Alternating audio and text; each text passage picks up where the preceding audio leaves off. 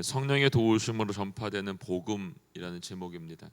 오늘 하도 말씀과 성령으로 충만하시기를 바랍니다. 먼저 17절, 18절 말씀 함께 한번 읽도록 하겠습니다. 시작. 그러자 대지상과 그 완패인 사두개파의 당원들은 모두 시기하는 마음이 가득해서 들고 일어나 사도들을 잡아다가 감옥에 가두었습니다. 네. 이 앞전에도 또 하나의 사건이 있었어요. 근데 그 사건 중에 또 어떤 게 있냐면 이 초대교회 성도들이 수가 점점 많이 늘어나기 시작을 했다는 거예요. 이 앞전에도 4장과 3장에 나왔던 사건을 통해서 이들에게 그 예수님에 대한 복음에 대한 이야기를 하지 말라고 말했음에도 불구하고 그 이야기가 전파됨으로 말미암아 더 많은 사람들이 늘어나기 시작했고, 심지어는 무리가 되어서 사람들이 가지고 있는 것들을 나누고 또 베푸는 또 이런 일들이 벌어지기 시작하는 거죠. 이 놀라운 치유와 회복의 사건이 멈춘 게 아니라 계속해서 나타나기 시작했고, 그들의 마음속에 이 시기하는 마음과 질투한 마음으로 가득해서 오늘 보니까 대제사장과 사두개파 당원들이 한 번 더 이 사도들을 어떻게 하냐면 잡아다가 감옥에 가두었다라고 성경 얘기하고 있습니다. 이 사건이 있기 전에 3장과 4장에서 이미 베드로와 요한이 성전 미분에서 앉아서 구걸하고 있던 안전뱅이를 고쳤죠. 그리고 예수님의 복음을 들었던 사람들 중에 남자만 4천 명이 믿게 된 사건이 있었던 것을 볼 수가 있습니다. 그 사건이 있음에도 불구하고 오늘 보니까 베드로, 요한뿐만 아니라 오늘은 사도들 모두가 더 열심히 복음을 전하는데 힘을 쓰고 있었다는 것을 볼 수가 있습니다. 그 일로 인해서 더 많은 사람들이 이제는 자신들이 가진 것들을 다 나누면서까지 예배하는 것을, 예수님 만나는 것을, 이 모임을 사모하는 것에 그들의 온 마음을 쏟고 있는 것을 볼 수가 있습니다. 그래서 결국 다시 한번 이들을 가두게 될 수밖에 없었던 사건이 나타나게 된 거죠. 예수님의 복음을 전하여 주는 곳은 언제나 이와 같이 사탄의 공격이 있는 것들을 볼 수가 있습니다. 복음이 전하여 주는 곳은 언제나 반대하는 자들이 있고, 여러분, 시기하는 자들이 있고, 그것을 못하게 막는 자들이 분명히 있게 되는 걸 볼 수가 있습니다. 근데 재미있는 건 그것이 안 믿는 자들만이 아니라 믿는 자들 속에 있다는 것을 우리에게 알려주고 있는 것을 볼 수가 있습니다.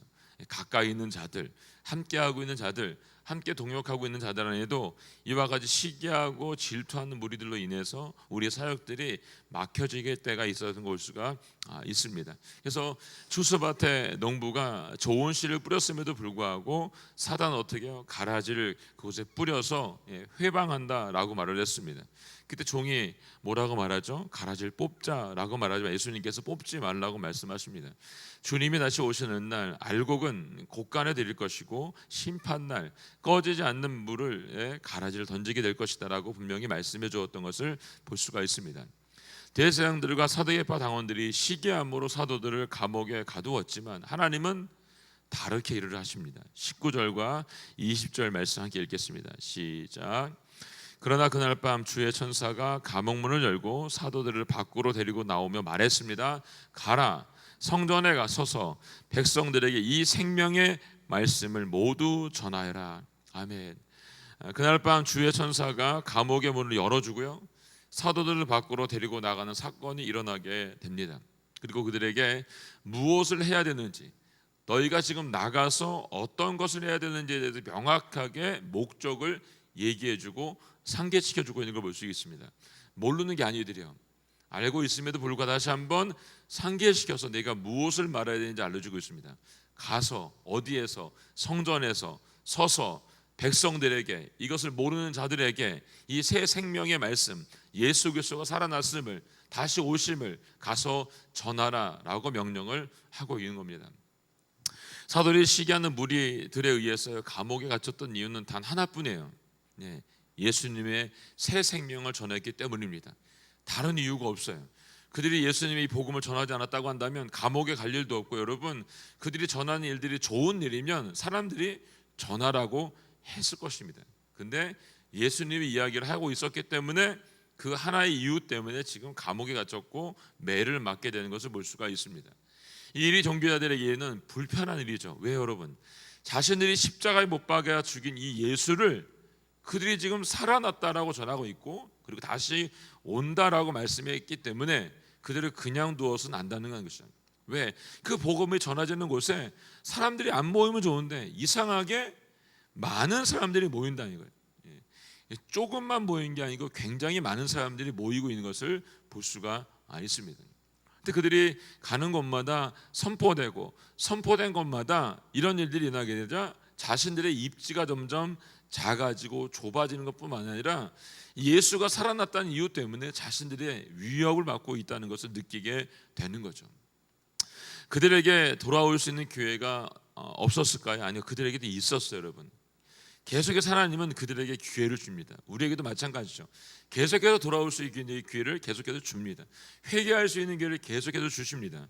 근데 이걸 보면 어떠냐면 그걸 깨닫지 못하고 결국 다시 밀어내고 있는 그들의 모습을 볼 수가 있습니다. 그들은 여전히 자신들의 주장이 옳음을 주장하고 있고 세상의 방법으로 사도들을 위협하고 때리고 가두고를 반복해서 하고 있는 걸 볼 수가 있습니다. 이렇게 세상의 방법으로 위협을 하면 그들이 안 할 거로 생각할 수 있어요. 그렇지만 그렇지 않다는 거예요. 이전에 성령을 받기 전에 제자들이었다고 한다면 이 위협에 놀래서 도망갈 수도 있습니다. 근데 지금 상황이 달라졌어요.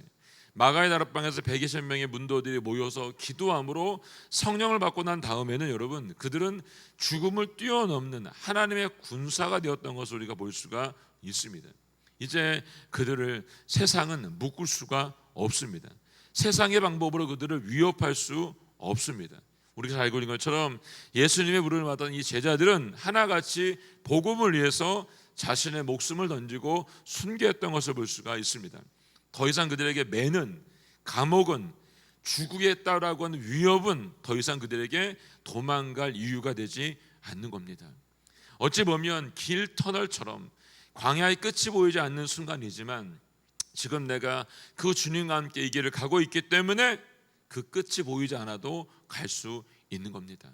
우리들에게 주님이 주신 복음의 말씀이 살아있는 말씀이고 그 하나님이 내게 살아있는 말씀으로 그리고 그분이 내 안에 계신 예수 그리스도가 한다면 이 광야의 끝이 보이지 않아요. 여러분 끝까지 가실 수 있길 바랍니다. 왜입니까 여러분? 그곳에서는 하나님께서 말씀하신 천국 그 승리의 함성이 분명히 있기 때문에 그렇습니다. 오늘 첫 번째 우리가 기도하기 원하는 것은 사도들과 같이 생명의 말씀을 전하는 증인으로 우리들도 사용해 주시기를 간절히 기도하기를 원합니다. 오늘 내가 있는 그 현장에서 증인된 삶을 살 수 있게 해달라고 그렇게 기도할 수 있기를 원합니다. 이제 그들은 21절을 보게 되면 어떻게 합니까? 나가서 쉰 게 아니고 그 말씀에 따라 다시 성전에 가서 이른 아침부터 서서 사람들을 가리키기 시작했다라고 오늘 얘기하고 있습니다. 방금 전까지 감옥에 갇혔음에도 불구하고 그들은 이 명령이 선포되는 순간 자신들이 어디에 있어야 되는지 분명히 알고 있었다는 것입니다. 전 여러분과 제가 이 말씀이 들려지는 순간 내가 어디에 있어야 되는지를 알 수 있는 은혜가 있기를 예수님의 이름으로 선포합니다. 그리고 밤새 무슨 일이 있는지를 알지 못했던 대제사장들이 어떻게 합니까? 그 일행들과 함께 이스라엘의 모든 장로들을 그 공회로 모입니다. 그리고 사도들을 위협하고 경고하기 위해서 그 자리에 오게 되는 것을 볼 수가 있습니다. 근데 오늘 보니까 감옥문이 잠겨 있어요. 그리고 지키고 있는 사람들도 그대로 있다라고 말하고 있습니다. 근데 이상하게 그 안에 있던 사도들만 쏙 빼서 없는 거예요. 희한한 일이죠, 여러분. 이 일을 성전 경비대장과 대제사장들이 보고서 오늘 성경이 보면 당황했어요.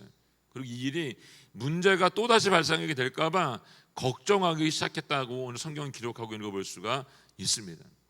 하나님의 사람들은 감옥에 나가서 뭐 했죠, 여러분?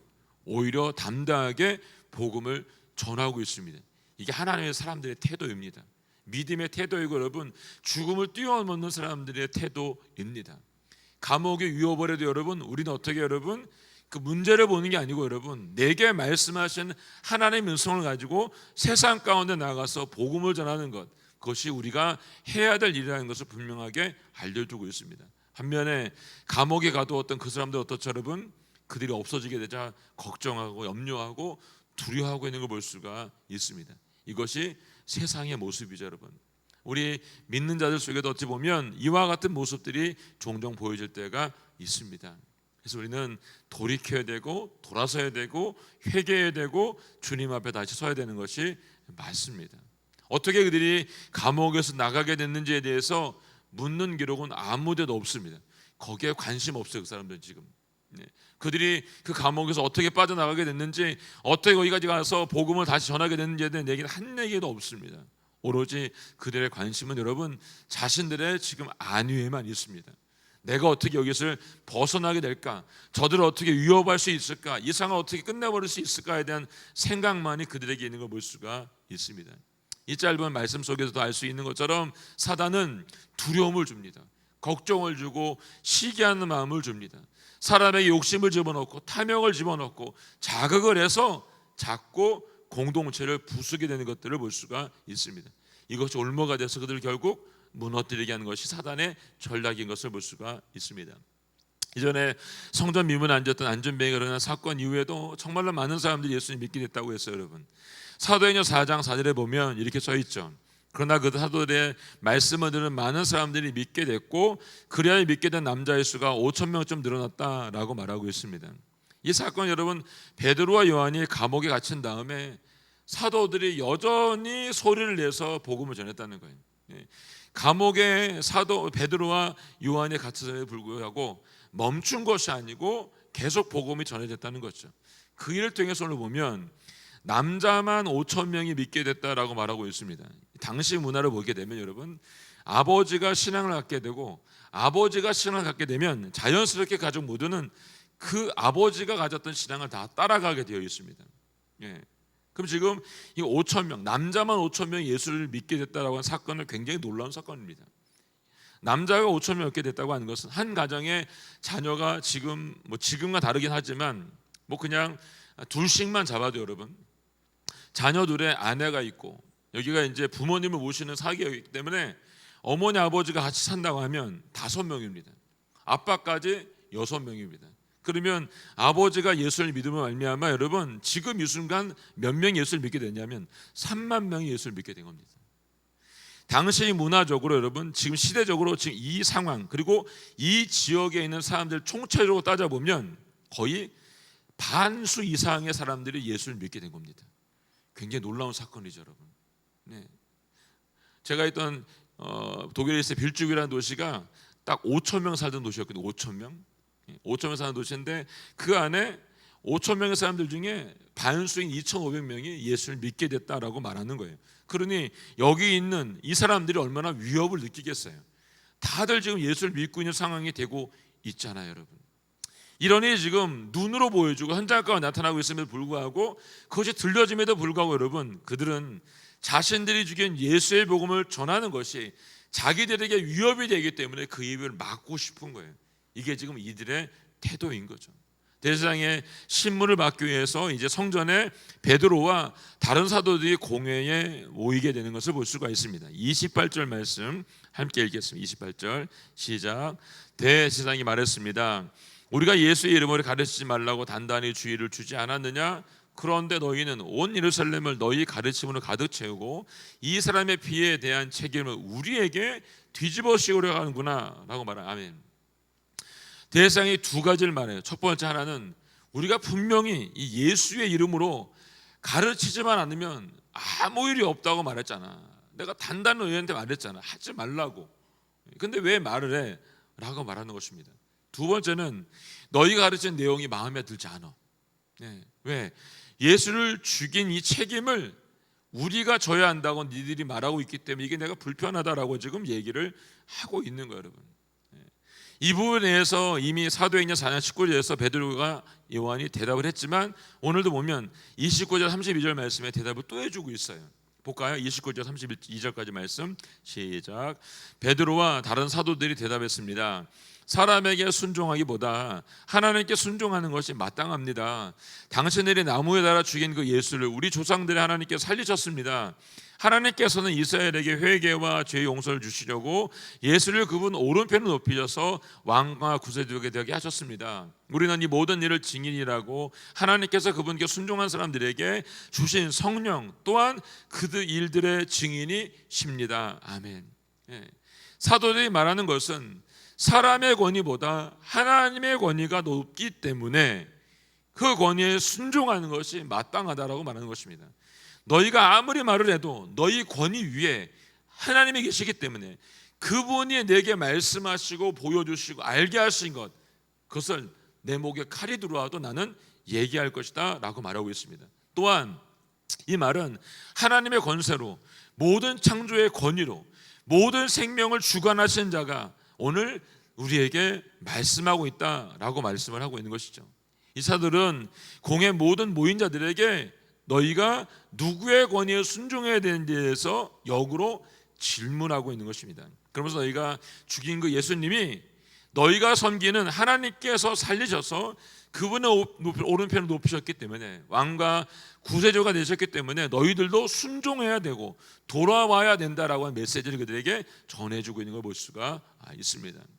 우리는 지금 누구를 신뢰하고 누구를 바라보고 있습니까? 하나님 말씀에 순종하고 따르는 은혜가 우리 모두 가운데 있기를 원합니다.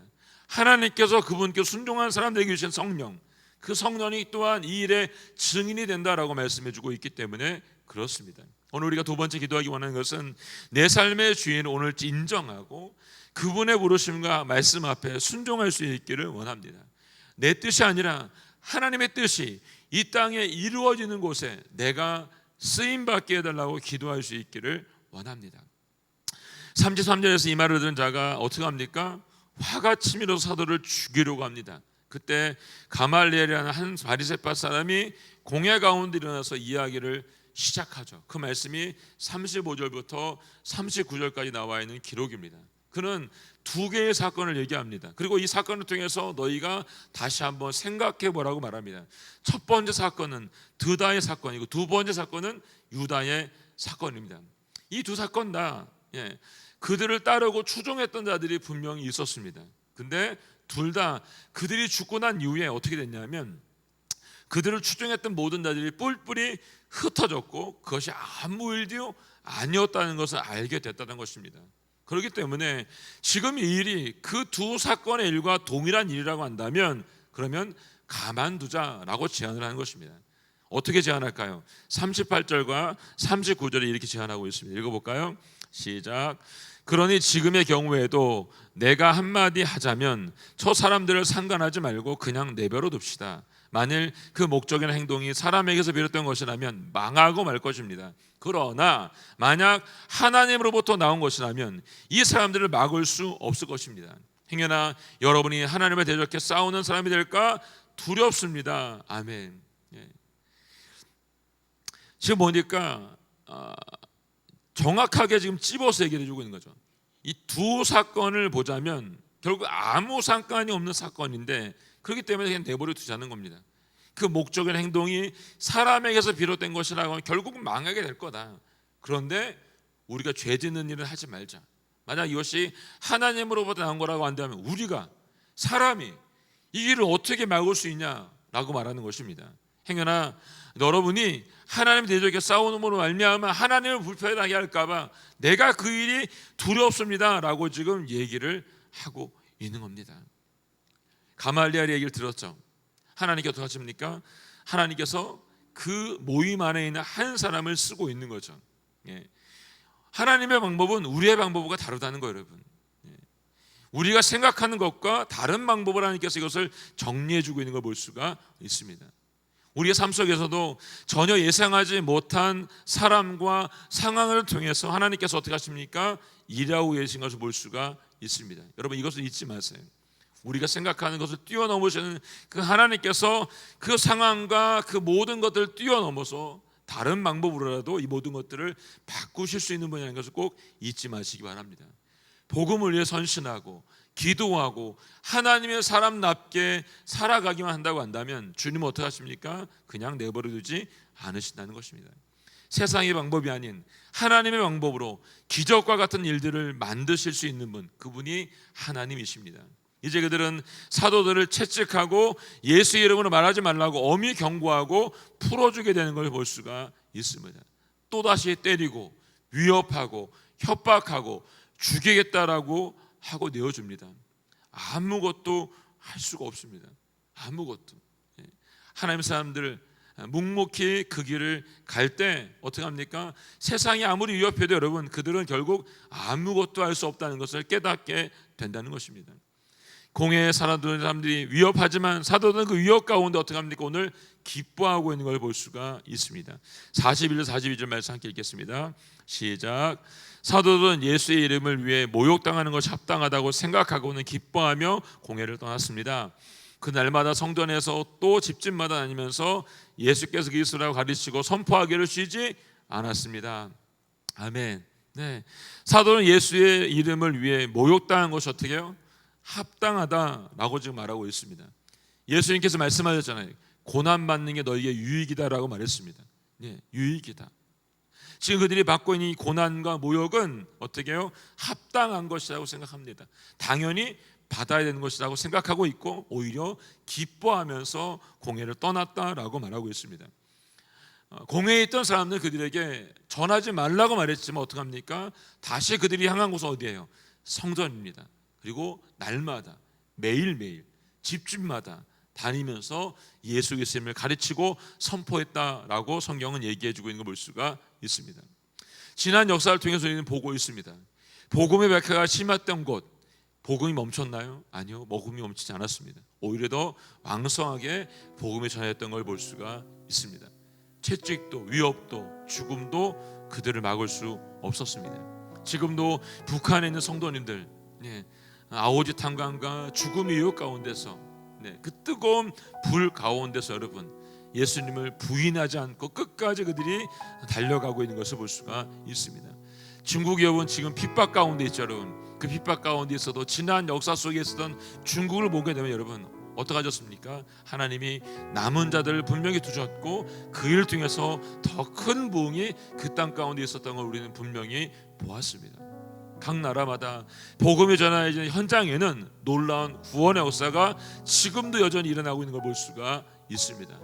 아무리 위협이 있다 할지라도, 아무리 채찍이 있다 할지라도, 아무리 고난이 있다 할지라도, 아무리 감옥에 갇힌 현장이 있다 할지라도 내가 주님을 버리지 않는다고 한다면 그분은 여전히 우리의 하나님인 것을 믿으시기 바랍니다. 나는 주님을 어떻게 섬길 것인지, 나는 오늘도 주님 앞에 어떻게 쓰임받을 것인가를 고민하고 기도할 수 있기를 예수님의 이름으로 선포합니다.